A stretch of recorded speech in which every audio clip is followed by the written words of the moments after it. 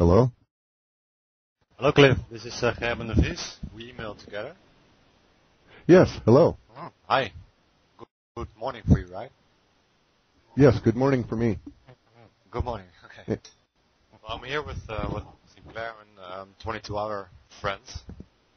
So we basically have some questions, and maybe if you could talk a bit with us. So I'm now going to pass you through to Michael. So maybe you can talk a bit and we do some questions. Sure, no problem. Hi, Clif. Can you hear me? Yes, I can hear you well. How is my sound quality? Good. From here, it's good. So we're here with about 18 friends that are still here. This is towards the end of the meeting now that we had. We had some really very high level, very interesting, intense meeting over 3 days. And this is now the evening of the last, actually second last day. Tomorrow we meet one more time.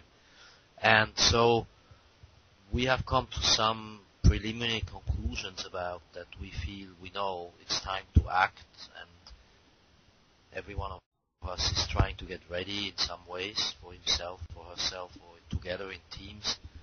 And no one has so far read your last report simply because we were very busy and also kind of without real internet access for a while. Did you send out the second report last night? Yes, I did, yes. So we have not read it, and so I was going to ask you, would it be possible that you could quickly summarize a little bit? Because none of us has been able to read it. A few of us are subscribers of you, but we have not seen it. So this would be helpful if you could fill us in a little bit for the number 2 part. Sure, no problem.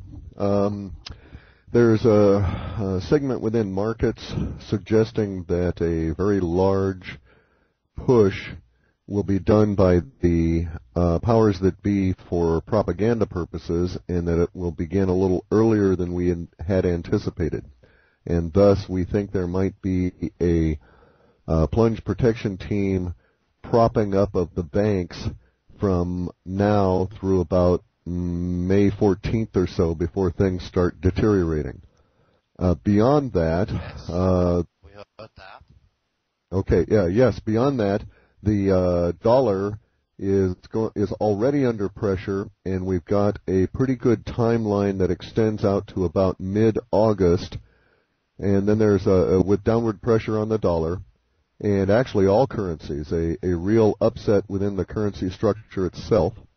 And this will relate to the Chinese counterfeiting of specialty gold coins, but it will also relate to some scandals coming out from within the banking community, further scandals and further emotional upset, distancing the banking and powers that be from the populace. And this will continue through to about mid-August. There will be a slight hiatus due to other issues arising, and then it will resume with a vengeance on October 26th. The October 26th through November 5th date will seemingly be a background issue. And then on November 5th, the administration of the U.S. and the powers that be will find itself in a very dire set of circumstances that will extend all through to end of February 2010. Yes, we heard that so far. Okay, then in addition, over the next 3 weeks, we're going to discover that the new lands issue, especially around Tonga down through towards Macquarie Island, is accelerating. The impact on the coast is probably already underway, and what we were picking up for our global coastal phenomena probably relates to the expression of the language following the discovery of the event. So because the Tongan volcano is now producing new land that apparently has risen above the ocean surface in at least one area, and because the magma movement continues, there will apparently be more growth underseas, but the general mainstream populace, or mainstream media, and the populace as a whole will not necessarily start discussing this with any kind of seriousness until about mid-May.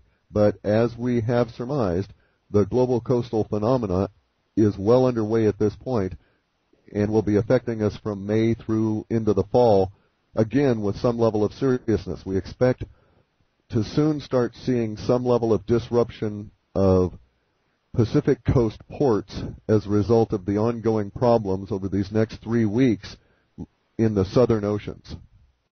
Beyond that, we're now also getting a change within the lexicon itself. We've had these in the past.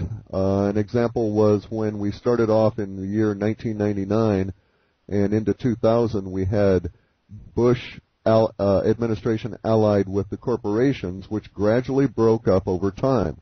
So our original entity was called Bush Co. as the conjunction of those two, and it eventually came down to merely the Bushistas, which were the hardcore cadre that supported the right-wing neocon view. And over time we saw that the corporations and the press had fallen away from Bush as a whole, and that was a change within the lexicon that we had to plot and take steps to capture. And at this point, we now have a similar situation arising. Yes, go on. We have a similar situation arising in that we have a new entity that we're posting about that we're going to call Omni-Humanity. We say this because it has a very large space component and is not limited to the planet Earth. However, we cannot, as of this point, explain what that component will be because the entity is still vague and in the process of shaping itself. But there is a new phenomena that will occur within humans that we are describing as hyperchroniacs.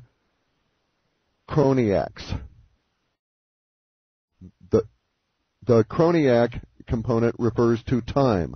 We believe that there is going to be some level of change within the populace at some small level, say perhaps as few as 1,000, but maybe as large as 50,000 individuals, who will be somehow living in time or affected by time in a way different from the main populace of the planet. Did that make sense? Totally. Yes. The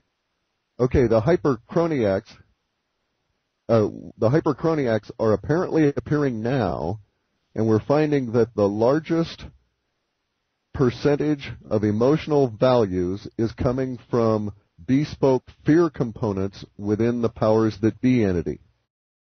Yes? Yeah, beyond that, we find that the powers that be are relating the hyperchroniac condition to a failure of their efforts in some way.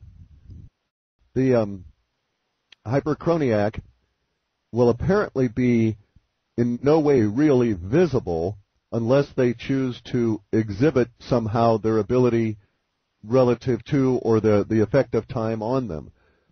There is a subset of this that shades over into the surreal subset, and we suspect that some individuals will join the hyperchroniac condition unwittingly and perhaps unwillingly, and that it will seriously upset them, and they may think of this as a new form of mental illness.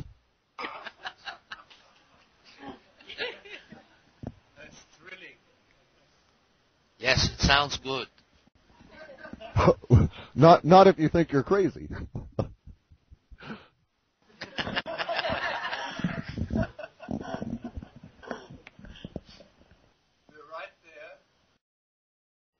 Yes, we also have an indication that the fundamental breakthrough or discovery for the new electrics will derive from a understanding of cymatics, the distribution of frequencies through matter, and that this is currently very close to fruition, but we will not hear it until November or so.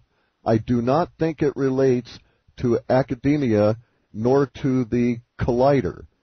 However, the collider will be impacted by whatever the discovery is that is currently being encountered in the laboratories. Yes. So that's a good synopsis of what is posted. but much more within the text and a chart showing some of the progression of the problems for the Brits and the French this summer. Yes, so what you gave us now is a synopsis of part 2, that which none of us have read, right? Correct. So now I'm going to give the little microphone to those who want to ask you questions. Are you This is good. That? Hi Cliff, this is Roman. Hello, Roman. This morning at about 4 o'clock your time, we were very much connected with you in a very beautiful way. And I was just going to ask you, did you notice? I was meditating at that time. The conscious mind I have has noticed several differences over the last few days within the meditation, and I did indeed have a small peak experience. Wow, then we were in rhyme. Last night, European time, we had some kind of a breakthrough to a heart space, to a being space, and excuse me, I have to take it easy, the emotions. And this morning, it was really, really intense. First we went into orbit, and then we left orbit. and we very deeply connected beyond many, many boundaries. Just a sec, yes. Cliff, are you still there? Yeah, yes, I'm still here. Now to Alexander, who would like to contribute also to this topic. Yes, hi. Here is Alexander, and I wanted to ask you, last week I had a special experience at the supermarket. I was standing there and wanted to get to the other end of the supermarket, and space, sorry, I'm German, and and then I choose time, and then I jumped, and I was in the supermarket without any people around me, and in a second I was on the other end of the supermarket, and it was I really jumped in time. It was wonderful. What do you say about it? First, I say that I have lived in Mannheim and Frankfurt and Friedrichsburg, so I understand German and German mindset. Then, second, this apparently is related to the phenomena that Jay Wiedner describes as the hardening Das ist gut. of time.